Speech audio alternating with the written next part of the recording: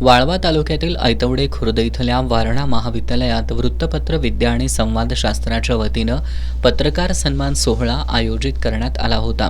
या कार्यक्रमाला मुंबई जिल्हा बँकेचे अध्यक्ष आमदार प्रवीण दरेकर, म्हाडाचे अध्यक्ष आमदार प्रसाद लाड, आमदार सत्यजित देशमुख, माजी मंत्री आमदार सदाभाऊ खोत यांची प्रमुख उपस्थिती होती।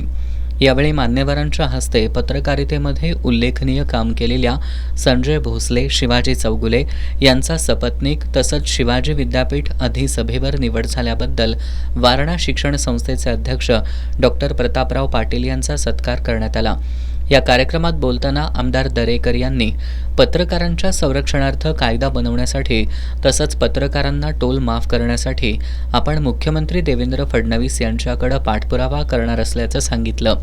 यावेळी वारणा शिक्षण संस्थेचे अध्यक्ष डॉक्टर प्रतापराव पाटील, म्हाडाचे अध्यक्ष आमदार प्रसाद लाड, आमदार सदाभाऊ खोत, आमदार सत्यजित देशमुख यांनी मनोगत व्यक्त केली।